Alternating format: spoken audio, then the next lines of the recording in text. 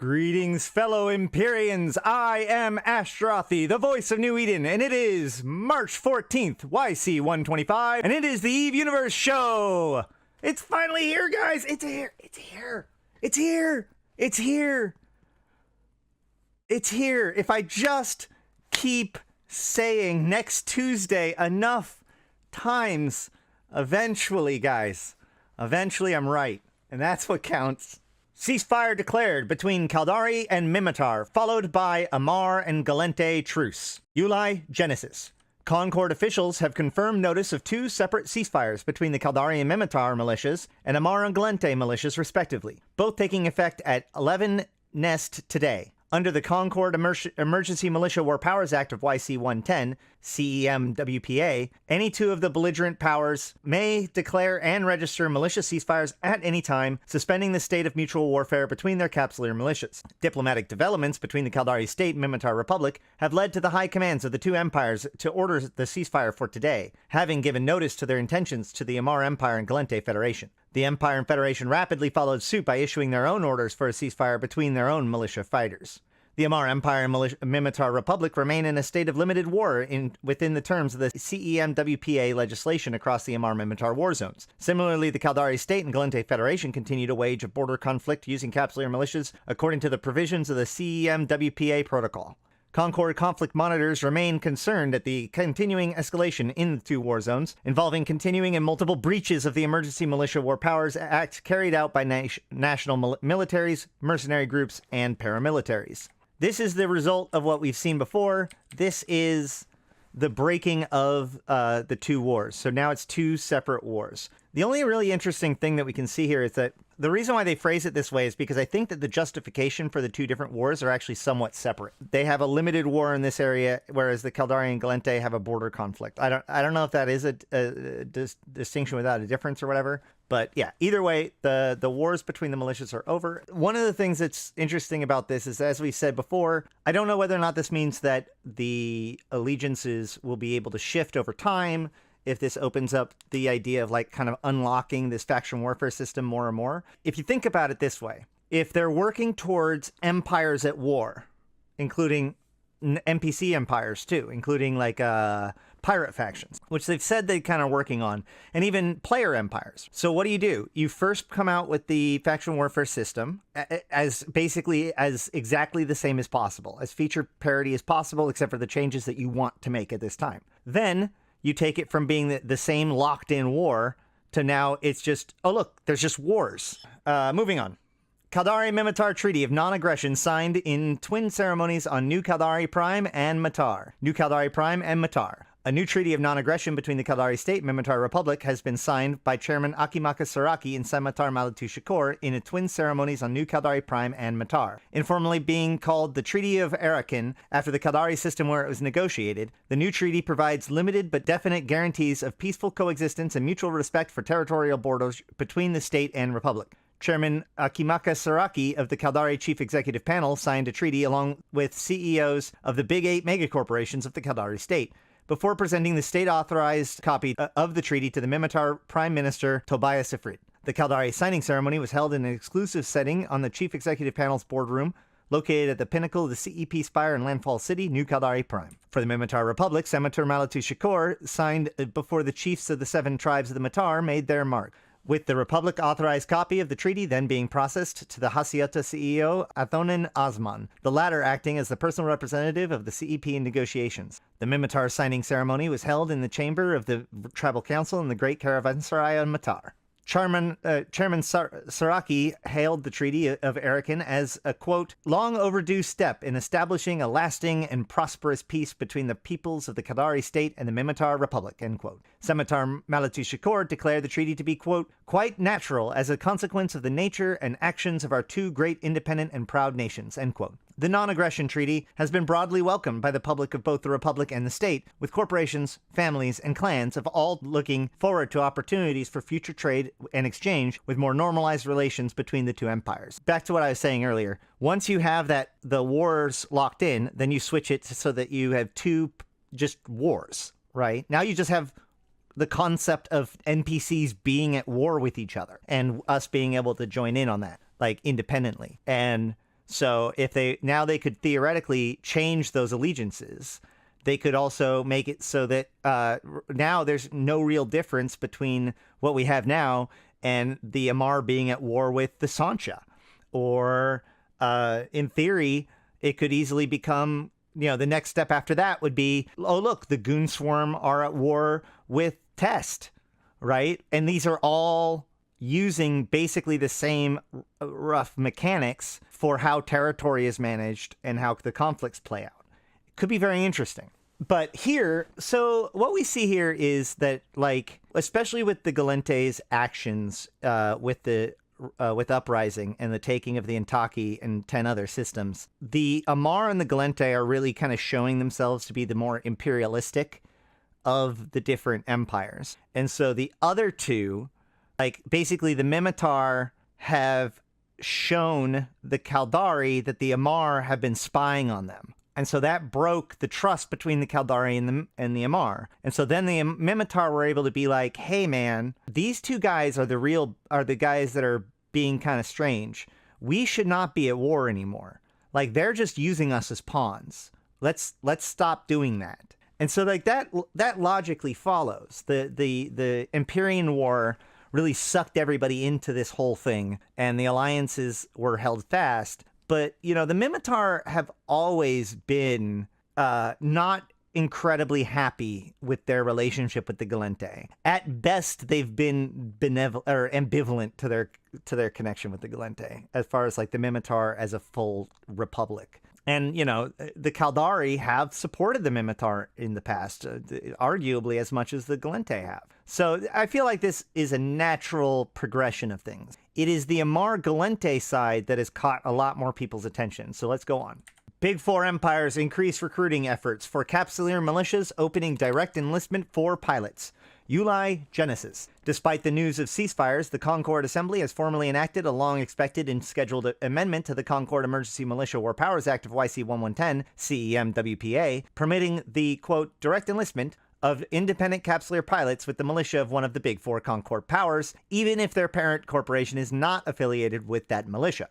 With the escalation of warfare in the Amarr-Minmatar and Caldari-Gallente theaters, all four of the core empires have been increasing their recruitment efforts, and the change to the CEM-WPA legislation has been one of the few items of Concord business which all have agreed in recent years. The direct enlistment provisions will provide a pilot not in a Capsuleer corporation already affiliated with a militia or a Concord member flag corporation to sign up with the militia of their choice independently.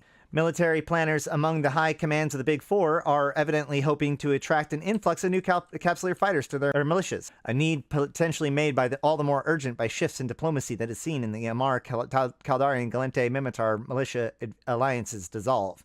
Observers of Capsuleer paramilitaries, mercenaries, and outer region fighters have mixed views of the prospects for advantage to flow to any given empire with this move, with many suggesting it is considerable gamble with great potential for disruption in both war zones. Okay, so this is the big one, right? This is direct enlistment. This means that you can now join the empire, the faction warfare, without leaving your parent corporation or alliance. The only thing I really want to comment here is that, it's hard to feel not like we're being kicked while we're down, in the fact that, oh yeah, this change is especially being loved by the big, oh no, it's the Big Four, not the Big Eight. My bad. We were just reading about the Caldari and the Big Eight. I was about to say, like, I am at, it is interesting that with all these changes, it makes it so that the Gallente are now the only ones that are locked out of Jita. But that being said, that makes it all the more important to join Gallente in a organized group like Aderon Robotics or Hungry or Sedit or one of the others. Wait, is Sedit leaving faction warfare now? I can't remember. Network, that's the one I was thinking of. And various others, because there is logistics to get things into the faction warfare zone. But you do want to be part of Gallente because we have the best fighters, and all of them are the people that are lazy ISK farmers. So come to the Gallente and help us win back the war zone. Other than that, I think that's about it for that. Pretty straightforward. Amarr and Gallente military authorities order truce in response to Caldari-Minmatar Treaty and ceasefire.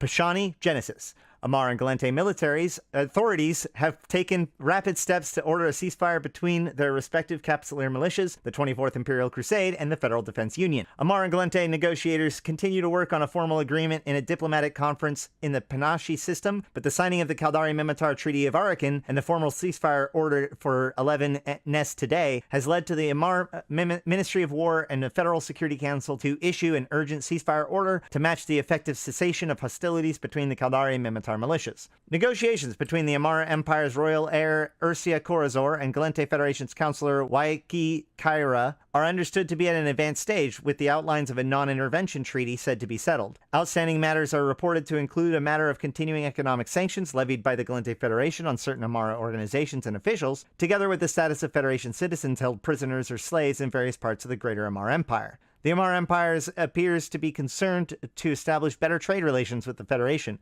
but is continuing to avoid secessions on the vexed question of Triglavian technology. So this basically says that while the Amarr and the Gallente are working on negotiations, there are some sticking points in their negotiations, specifically the Gallente wanting their captured / enslaved people back, and the Amarr want their sanctions removed, which that sounds like pretty normal negotiation term. The Amarr having technology and the Gallente not having technology means the Amarr have kept that off the information trading or what is it, a research agreement in a Stellaris turn of phrase, I guess, is kind of off the table though, because we don't have anything that's worth it for them to trade. That's probably that position of some strength that they were talking about in the previous New Eden news. However, the move by the Caldari and the Minmatar have made it so that they have decided to move forward with their own ceasefire, not the full treaty,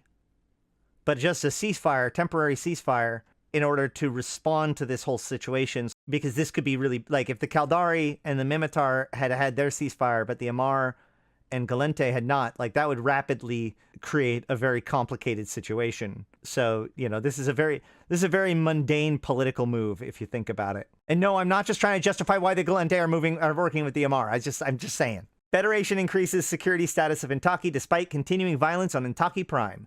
Intaki Prime, placid. Federation authorities have increased the security status of Intaki system to 0.6 and lifted a moratorium on the anchoring of capsular structures, despite continuing violence and civil unrest on the planet of Intaki Prime. Concord has received notice of the status change and the reauthorization of capsular structure rights under the ULI Convention, but has expressed concern at the level of violence in populated centers on Intaki Prime.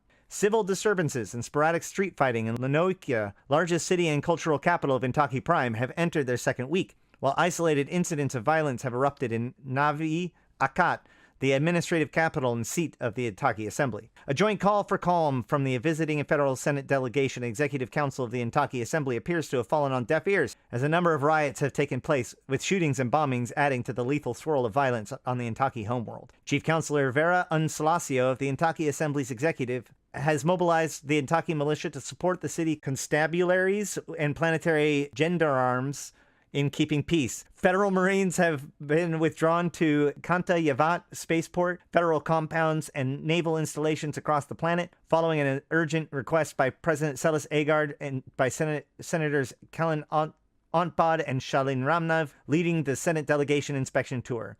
Jonas Ivstara, leader of the Intaki Autonomous Movement, is also reported to have begun talks with the main factions of the Free Intaki Army in an effort to halt attacks on the Federation personnel and property.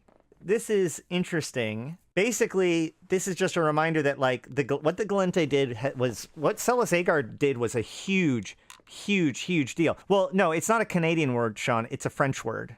Like, because the Gallente are French, so I assume if it's also a Canadian word, my first guess is that it's actually a French word. Either way, so the situation continues to escalate. I am actually going to speculate about this one in the form of a prediction.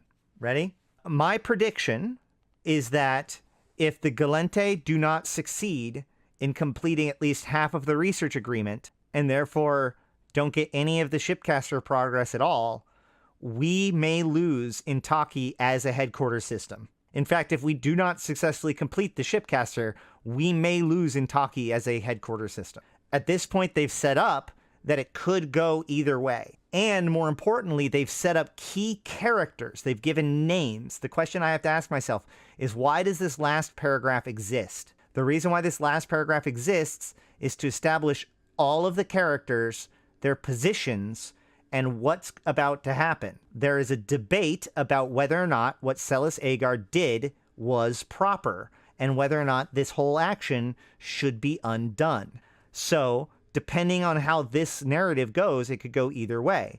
Because they set that up, it feels to me like since the Gallente are behind, the Gallente may in fact just lose their headquarters completely if they also do not succeed in the shipcaster. It could potentially completely disgrace, be a political catastrophe for Celes Aegard.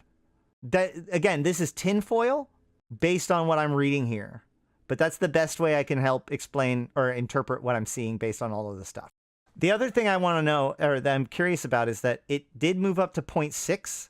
And also, now that it is 0.6, the structure rights are enacted. My question was, why didn't they allow us to anchor structures at 0.5? Real simple. If it's 0.6, let's actually take a step back and look at what's happening here. Intaki changed without changing. When it went to high sec, there were still several ways it was in fact still low sec. It still had low sec moons. It still had low sec belts. So what did they do? They turned off the belts spawning in Tranquility, I believe, and they didn't allow us to anchor any structures. So now, rather than reseeding all the moons, all they have to do is make the system a 0.6. Now you can't mine on the moons. Now you can anchor again. That works. News in brief. CDIA warns of increased espionage and treachery, theft activities in mercenaries and smugglers. The event has this mercenaries operating. It seems like it's probably the Deathless's crew. We've talked about this before. Heavy fighting between Capsuleer alliances over Keepstar and Pure Blind system of X47L TAC-Q. Man, is that not the kindest way that CCP could have possibly have phrased what happened for themselves? A more appropriate headline would be Fluid Network failure in the system of X47 LTAC-Q causing momentary outage of all Capsuleer systems within that area. But, whatever. Capsuleer paramilitaries reported recruited by state to aid in acquisition of cellular transmitter technology. Of course, the state want everyone to help them get the transmitter technology. Either way, Capsuleer warlords on all sides vow to fight amidst chaos and communications network overloads. Oh, they did! They did reference it! Mabi. Amarr Empire military commanders accused of encouraging loyalists to raid state shipcaster research sites. So yeah, the Caldari are being told to raid stellar transmuters. The Amarr are being told to do shipcasters. Multiple Keepstars and Fortizars across Pureblind regions under siege, a major nullsec power clash. Federation military sources claims Capsuleer's right to enforce technology sharing protocols by any means. Go forth! Get it all. Angel Cartel raiders strike targets in Flossiswin as Republic struggles with the logistical relieving planetary forces. That's really interesting, but I don't know much about what that could mean yet. Flossiswin is always a very interesting system because of its history of faction warfare. Republic Security Services restrict operations in Caldari State following treaty, refuses to comment on Capsuleer loyalists. That's odd, because so the only one that's being told, not being told to go take the technology from the other people so far is the Minmatar. The Minmatar are specifically being told to not go into Caldari space. Refuses to comment on Capsuleer loyalists. I guess, yeah, whatever, fine. Concord conflict monitors warn of chaotic free-for-all as Capsuleers and mercenaries vie for Triglavian technology. There you go. Edencom investigates reports of Triglavian forces fighting Sanchez Nation raiders in recent planetary incursions. Okay. Why does this matter? Why does this one matter? Why does this one matter? I think it was 2 World News Agos. I think I just put up the video about it, the edited version, yesterday, which not enough of you have gone and seen. Go watch it. I mention the whole threat of invasions by Svarog. Edencom warns of possible new invasion by Svarog clade. And at the time, I mentioned it felt to me as like extreme tinfoil that this might be related to Krezhnik Svarog, the only other named Svarog that we know. Krezhnik Svarog was created, Invasion 2 Svarog Boogaloo. Krezhnik Svarog was created during the when Sancha invaded or intruded into Triglavian space, Zoria. So hold on, I'm not going to go into the whole story right now, but if you want to, you can watch my thing about Sancha's. I've done a couple of videos now about Sancha and their relationship with the Triglavians. But in HFN 5, it says in HFN 4. But real quick, in the data streams in HFN 4, or sorry, in all of the 4th data streams, there's always a request to progress by winnowing the discourses in one way or another, right? Or that's being completed in some way. It's basically the 4 is the decision point for most of the data stream set. In AEA 4, which is the Drifter one, it says, Prayer of the Detached Executive Troika for the sublimation of Pashlas Flow has evoked procession from convocation of Triglav outside of the struggle that requires winnowing of all discourses, operating as elements in relation to the ancient enemy as Daja through semiosis. Detached Executive Troika is granted mandate in Subornos to invoke countervailing imperatives without a reverse time proving. Convocation affirms imperatives on Detached Executive Troika to maintain playful communion over repeating time with clades assembled and subclade militants and technical. So what are they saying here? What they're saying here is Zoria Triglav sent a message back to the convocation of Triglav outside of the struggle with a request for them to go through all of the discourse involving the drifters and let them know how to proceed, or rather are asking to be moved to the next step. They're asking to proceed. Right, they're asking to escalate the issue. The convocation of Triglav outside of the struggle responds by approving the prayer and granting a new mandate that is subordinate to another mandate for them, that is to start doing counteracting measures against the drifters without having to go back and reaffirm it from now on. And then the convocation once again affirms the imperative for Zoria to remain in friendly communication with both the clades assembled and the subclades militant and technical. So basically, there's like Zoria's like, hey, can this move forward? And the convocation says, yes, here's your new instructions, right? This happens with a couple of them. In this case, though, we get this. Convocation of Triglav outside of the struggle receives prayer from Detached Executive Troika for sublimation of Pashlas Flow for evolution of the procession of flow winnowing discourses, operating as elements in relation to Hivelink foreign Neurania. So far, basically the exact same. Convocation denied relief of prayer from the Detached Executive Troika for expanded mandate in Subornos concerning corruption of Hivelink and corrupted Neurania. No, you don't get to do it. Convocation invoked special mandate for advancing time evoked operational Troika. So instead, from now on in the future, we are invoking a special mandate for a newly created operational Troika. So let's hear more about that operational Troika. Not the Detached Executive Troika, but a new operational Troika. The convocation of Triglav outside of the struggle by imperative invokes Special Operation Troika for extirpation of corrupted Neurania from Dazbog subclade a Svarog clade. Special Operations Troika shall have mandate in Subornos for advancing time grave communion with clades assembled and subclades militant to realize the accepted noema of extirpation of corrupted Neurania and hive linking within the flow of Viraj, the domain of Buyan, and the ancient domains. So what happened? What we see here is this time the convocation says no, we are going to create a new special operations troika, and that special operations troika is for the extirpation of corrupted Neurania. Now, and I've talked about this before, we are now going, like, you've got your tinfoil hat on from the last thing, right? Go take a second tinfoil hat and put it on top of it. Because realize that this is not only tinfoil, but this is a tinfoil that is like, this is my pet theory that a lot of people disagree with, but I strongly believe in. Okay, I believe that the Dazbog subclade has been corrupted by Sancha. Again, if you go back and watch my Sancha video, I explain all of that. It all comes down to how you interpret this line. Is it the Special Operations Troika for extirpation of corrupted Neurania? And it is from the Dazbog subclade of the Svarog clade? Or is it the Special Operations Troika for the extirpation of corrupted Neurania from the Dazbog subclade and Svarog clade? Which one of those two is how that's interpreted? Now, afterwards, it just refers to it as the Special Operations Troika, And I think later on they refer to it as, yeah, they only ever refer to it as the Special Operations Troika, I believe, from that point on. Either way, my theory is, well, okay, fine, we'll go over it. In the first one, it refers to the fact that the Dazbog subclade of the Svarog clade encounters a bunch of the Sancha, and then it just says, and we killed them.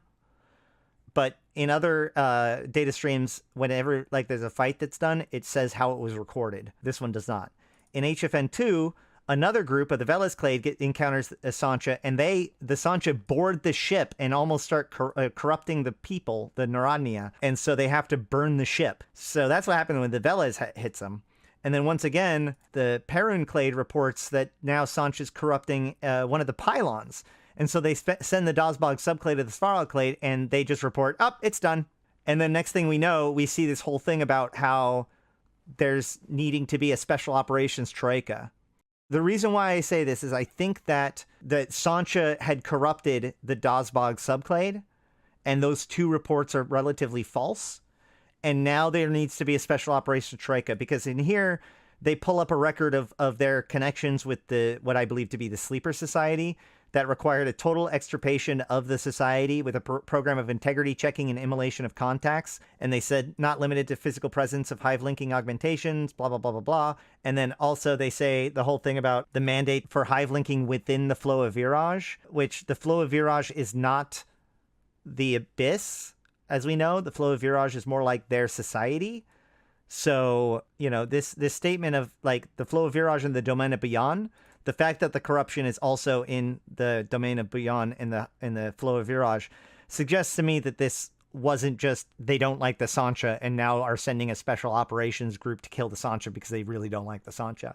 Doesn't feel that way to me. The point is that we've heard nothing about this, and Krezhnik Svarog has been relatively silent. However, with the Svarog getting ready for a new invasion, and now today we see this line where Sancha's Nation raiders are the ones being attacked by new planetary incursions by the Triglavian forces, seems to suggest that maybe Krezhnik Svarog has been busy in the domain of Buyan, and only now is now that the invasions are done and all that stuff, because also it says that the Krezhnik's resources are under Zoria's in priority, that the priorities was to Zoria's efforts in invasions. It could very well be that now Krezhnik is ready to do his invasion to attack Sancha, which is very possible.